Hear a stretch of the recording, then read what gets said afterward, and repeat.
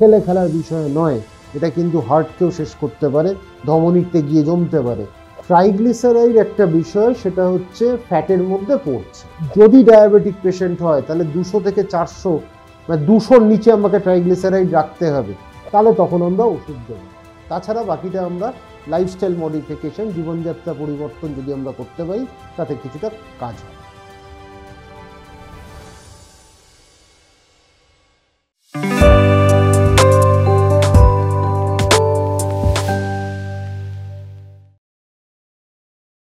নমস্কার, ডাক্তারবাবু ইউটিউব চ্যানেলে আপনারা স্বাগত। আমি চিকিৎসক অরিন্দম বিশ্বাস। আমি একজন মেডিসিন বিশেষজ্ঞ।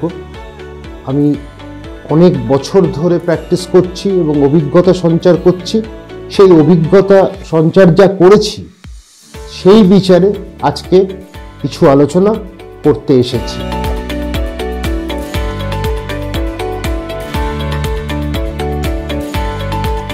ট্রাইগ্লিসারাইড একটা বিষয়, সেটা হচ্ছে ফ্যাটের মধ্যে পড়ছে।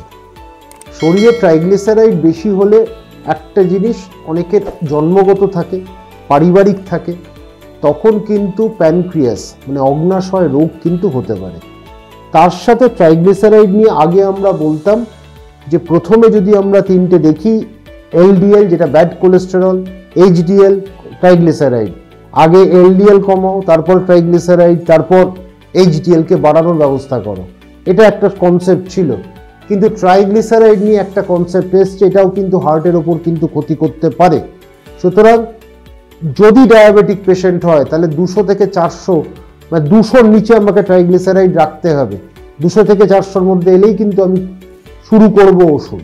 তো সব মিলিয়ে যদি আমি এটা দেখি, হাঁটা চলা, খাওয়া দাওয়ার যদি রেস্ট্রিকশন করি, ট্রাইগ্লিসারাইড বাড়বে না, ঠিক থাকবে। কিন্তু কারো কারো জন্মগত, সেখানে আমাদের ওষুধটা দিয়ে যেতে হবে। সেই ক্ষেত্রে কিন্তু ডায়াবেটিস, ট্রাইগ্লিসারাইড এটা তো একটা করতে পারে, কিন্তু ট্রাইগ্লিসারাইড তখন প্যানক্রিয়াটাইটিস করে।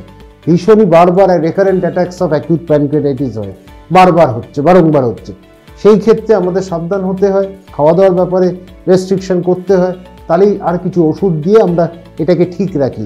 কিন্তু ট্রাইগ্লিসারাইড নিয়ে ছেলে খেলার বিষয় নয়, এটা কিন্তু হার্টকেও শেষ করতে পারে, ধমনীতে গিয়ে জমতে পারে। সুতরাং সেখানে হার্ট অ্যাটাক হতে পারে। এই জন্য ডায়াবেটিসের ক্ষেত্রে বিশেষভাবে আমরা গুরুত্ব দেবো, আর বাকিটাও আমরা গুরুত্ব দেবো। কিন্তু আর বাকি কারণে যদি 1000-এর ওপর ওঠে তাহলে তখন আমরা ওষুধ দেব। তাছাড়া বাকিটা আমরা লাইফস্টাইল মডিফিকেশন, জীবনযাত্রা পরিবর্তন যদি আমরা করতে পারি তাতে কিছুটা কাজ হবে। নমস্কার জানিয়ে আজকে এখানেই শেষ করছি। আরও তথ্য পেতে হলে দেখতে থাকুন ডাক্তারবাবু ইউটিউব চ্যানেল।